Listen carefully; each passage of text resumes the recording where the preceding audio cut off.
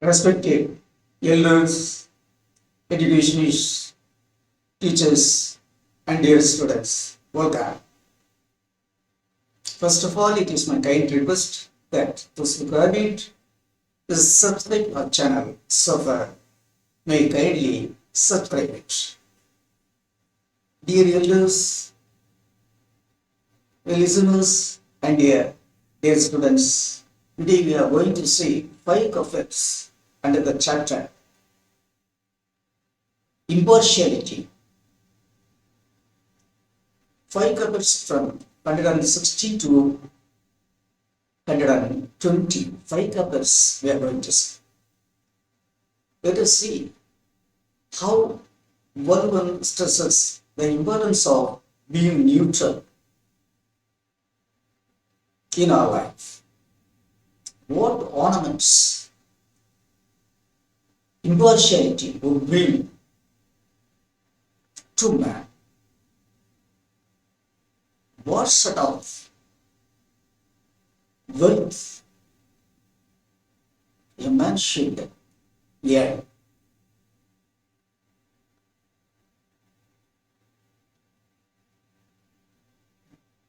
Being neutral.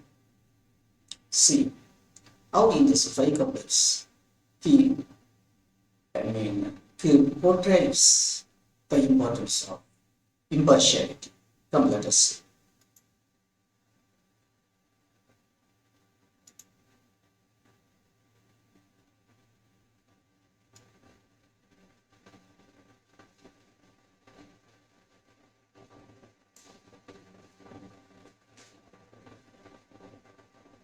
Tirukural, comments and explanations with a new dimension. Five couplets from 116 to 120. Video 48, dated 22/7 to 2023.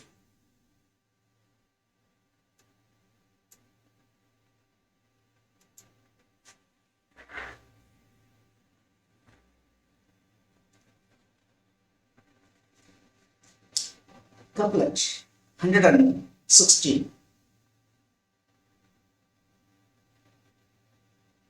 While one side of the mind thinks that disobey uprightness, the other side should indicate that would invite ugliness. Again, while one side of the mind thinks that disobey uprightness, the other side should indicate that would invite ugliness. What is the message of this couplet? See, when one side of the mind thinks to disobey uprightness, what does it mean? That is, one side of our mind thinks to do some evil things, and one side of our mind thinks to do some evil things. The other side of our mind should tell us that our evil thinking would bring evil to us also. If we think to do evil things,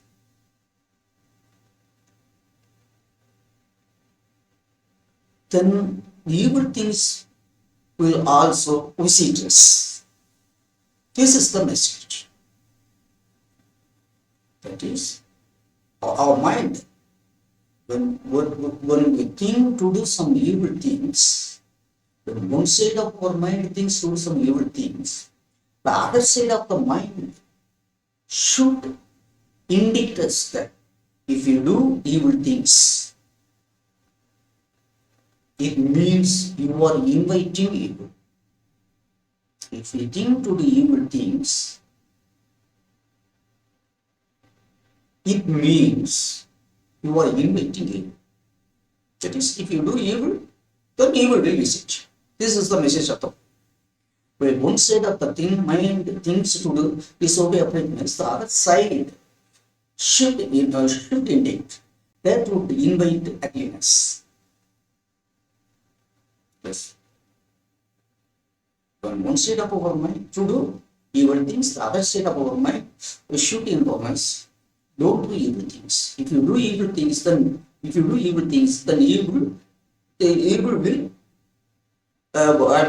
evil will visit you. Evil, when we do evil things, we should feel that we are inviting evils. Shortly, when we intend to do evil things, we should think that we invite evil. Content. If we ignore uprightness, it would bring our death knell. If we ignore uprightness, it would bring up death knell. Yes. So we should not ignore uprightness. Explanation. When one side of our mind intends to commit a dishonest deed, the other side should condemn that such vicious deed would bring us degradation. It is when one side of our mind thinks to do some evil deed, the other side of our mind should remind us that such evil deed might bring us. When one side of our mind thinks to do some evil deed, the other side of our mind should remind us that such evil deed might bring us ruin. We should realize that if we ignore impartiality, it would invite our downfall. Yes, we should realize that if we ignore impartiality, it would invite our downfall. Again, while one side of the mind thinks to disobey uprightness, the other side should indicate that would bring ugliness. That is, when one side of our mind thinks to do some evil things, the other side of our mind should tell us, if you do evil things, you are inviting evils. So if you think to do evil things, you are inviting evils. That is, when you think to do evil things, you should feel that you are inviting evil.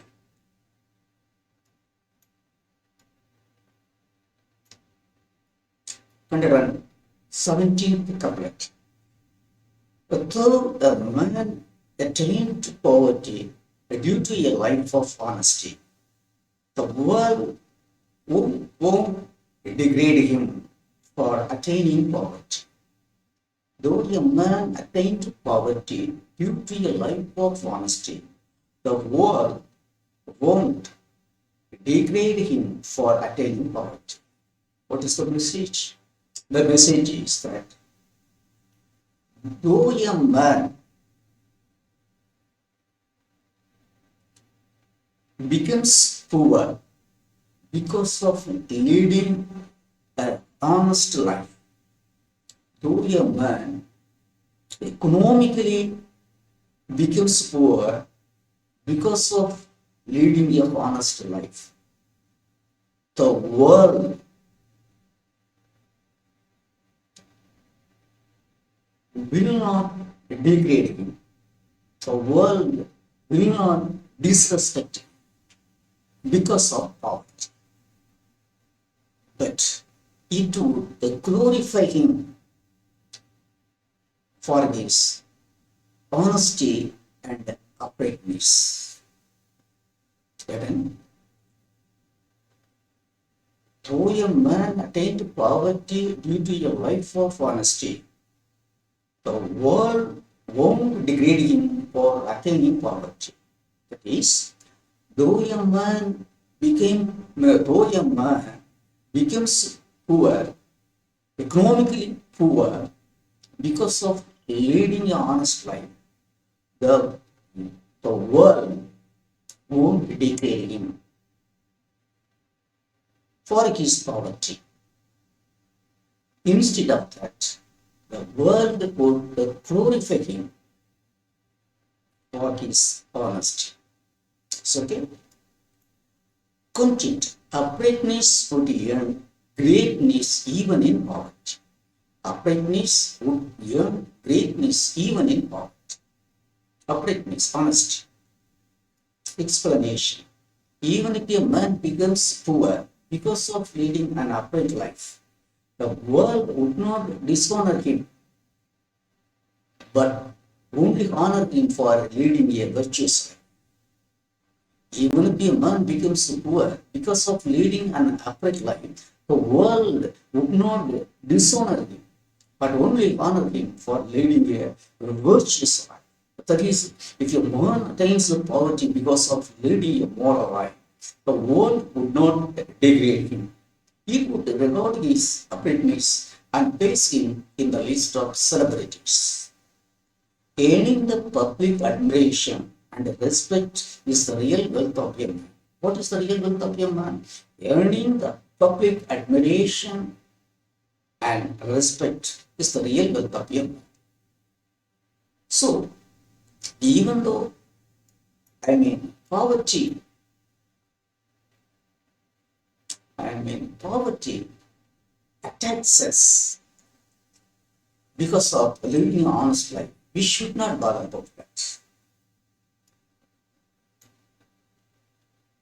And poverty may disappear shortly, but the greatness, the respect we earn because of being upright, because of being honest, is the greatest wealth.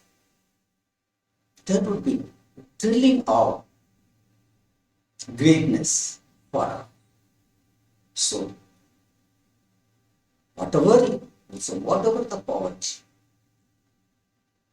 is to attack us, and no account should be and disobey uprightness, and no account should be think to do evil things. So that though a man attained poverty due to a life of honesty, the world wouldn't degrade him for attaining poverty. If the man is honest, led an honest life, though he attains poverty, the world won't bother about his poverty, economical poverty. Instead of his economical poverty, he would earn a glory and greatness and a respect from the society. See, let us say 118th couplet. Standing like a balance that weighs things impartially, standing upright is the jewel adorning people greatly. Standing like a balance that weighs things impartially, standing upright is the jewel adorning people greatly. So, what is the jewel for a man? What is the jewel for a man?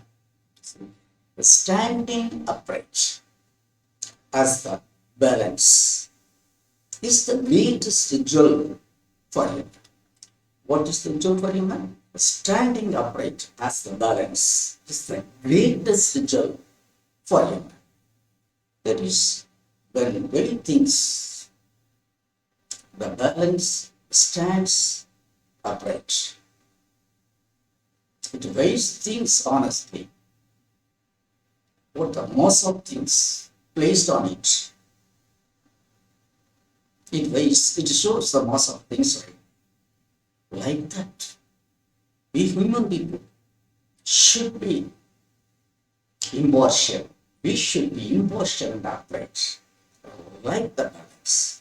That is the greatest jewel for us. Okay? Then continue to being neutral and justly delivering justice is the jewel for the great. Being neutral and justly delivering justice. Being neutral and justly delivering justice is the jewel for the great. For the great people. An explanation.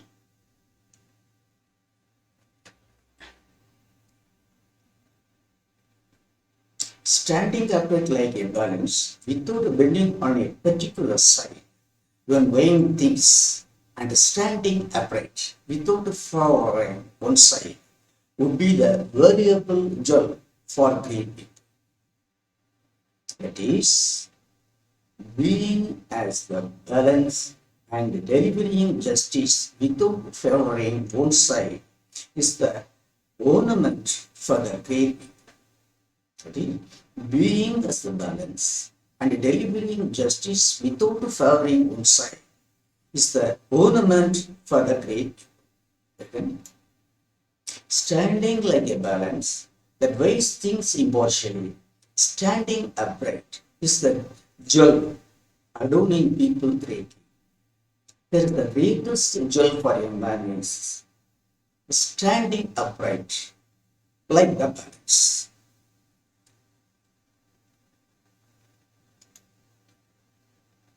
Let us see the 119th couplet. The mind sans crookedness would bring out words sans crookedness. That is, the mind without crookedness would bring out words sans crookedness. What is the hidden meaning of this couplet? That is, when the mind is straight, the mind sans crookedness. What it means?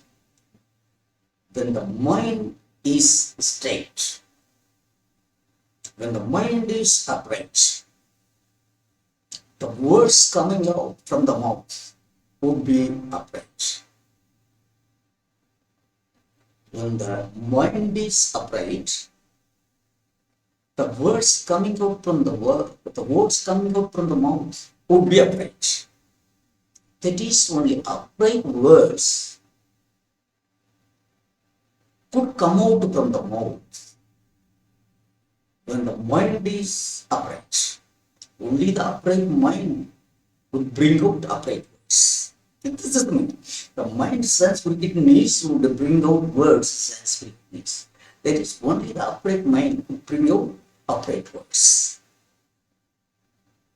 It is the honest mind only would bring out, and the honest mind only would bring out honest words. I mean, impartial words.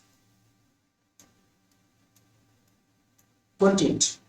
For neutrality, well-balanced, virtuous mind is the fragrance. It is, for neutrality, well-balanced, virtuous mind, well-balanced, virtuous mind, well-balanced, virtuous mind is the fragrance. Well-balanced, virtuous mind is the fragrance. For neutrality, explanation. If the mind is upright, the judgment would be upright. It is impartiality. If the mind is upright, the judgment would be upright. It is impartiality. That is, the center of activity of a man is his mind. It is the mind that decides what should be done and activates man to speak and execute things as per its will and pleasure. That is, again, the center of activity of a man is his mind. It is the mind that decides what should be done and activates man to speak and execute things as per its will and pleasure. So, we should first of all rightly cultivate our mind from the very beginning of its growth. Then only we could have rightly developed mind against virtuous words and deeds. For neutrality, well-balanced, virtuous mind is the fragrance. For neutrality, well-balanced, virtuous mind is the fragrance. For neutrality, what is neutrality? Well, what is the fragrance of neutrality? Well-balanced, virtuous mind. Well-balanced, virtuous mind is the fragrance for neutrality. fragrance, emit, the neutrality would emit its fragrance of being balanced and virtuous. So, again, the mind sense crookedness would bring out words sense crookedness. Beautiful couplet.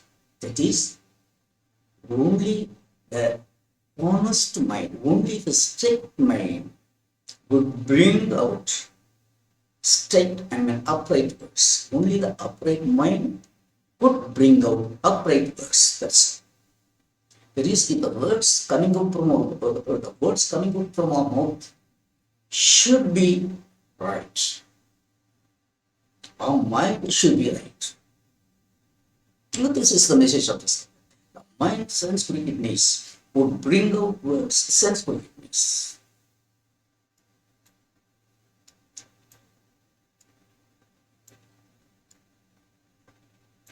Hundred 120th couplet. Those who are engaged in trading should take the things of others as theirs waited.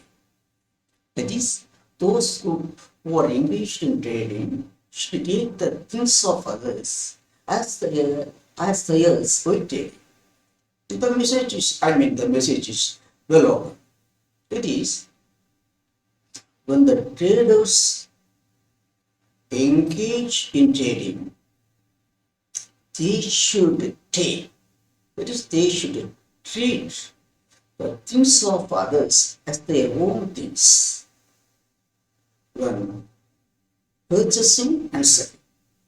When buying and selling, the traders should consider the things of others as their own. This is the message of this.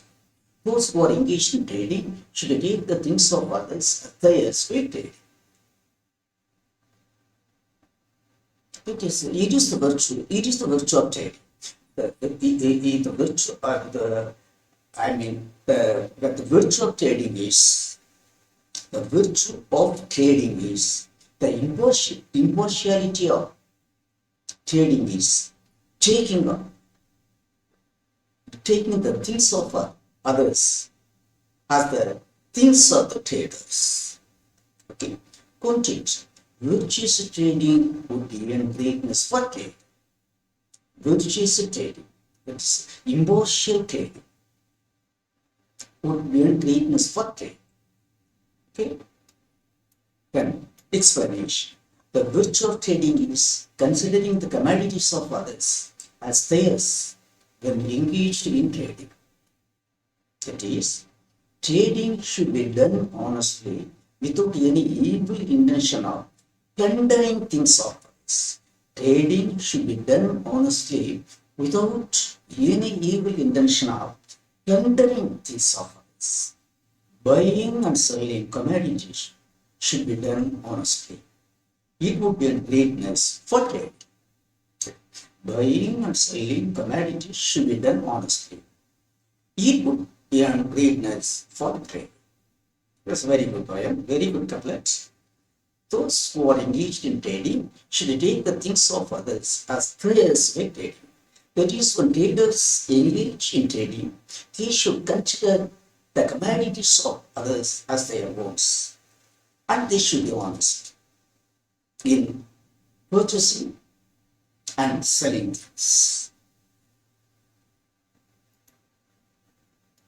Then, impartiality comments. But the movement of nature is impartiality. Leading the life according to the design of nature is only real life. What would happen to the body if the heart and the lungs do not function impartially? What would happen to the body if the heart and lungs do not function impartially? Likewise, what would happen to the life if the mind and words and deeds do not function neutrally? Okay. What would happen to the body if the heart and lungs do not function impartially? Likewise, what would happen to the life The mind and words and deeds do not function neutrally.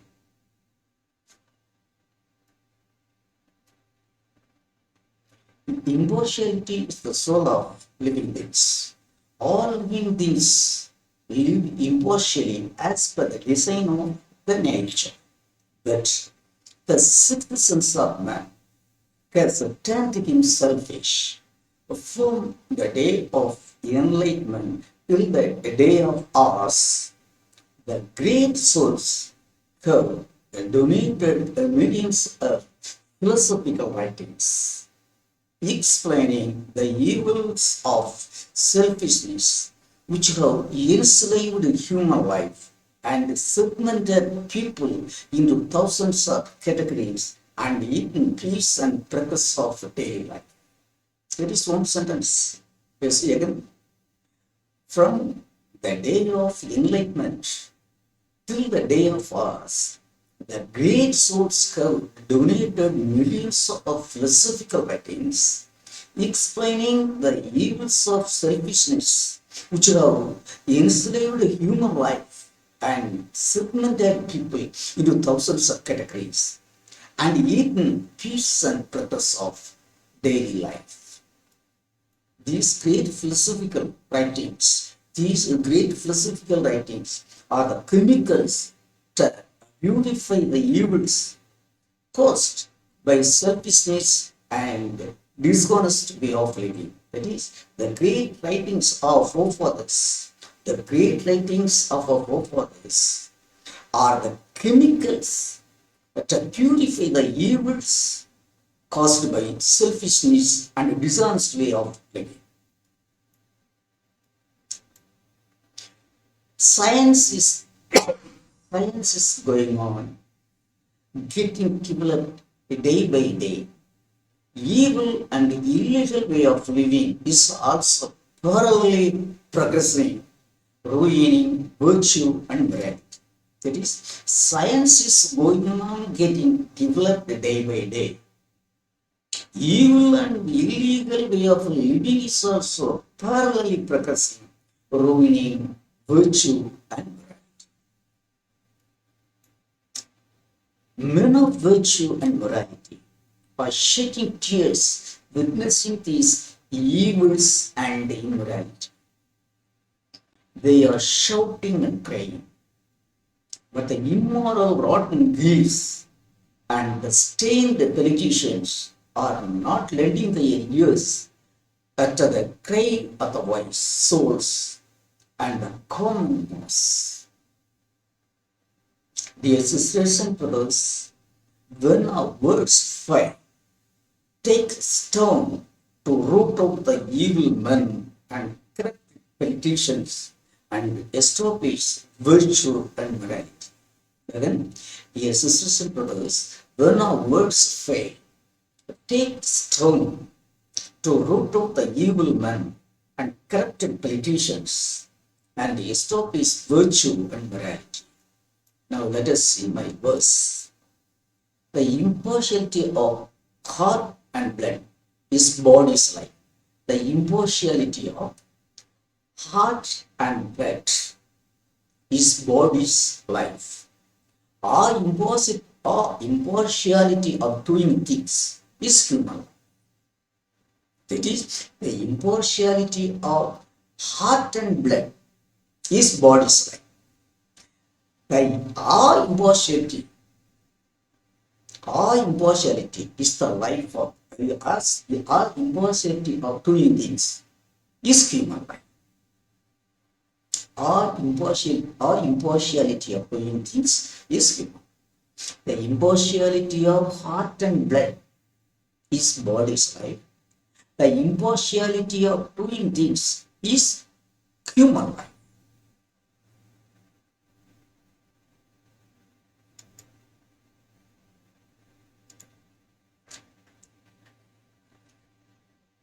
Respected elders, educationists, teachers, and dear students, thus we have seen in the five couplets how scientifically and philosophically, whatever portrays beautifully the importance of neutrality. That is the importance of impartiality.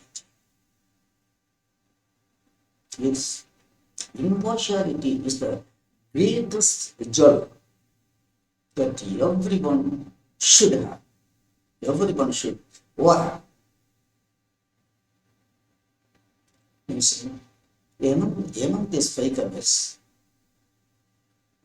the one I like most is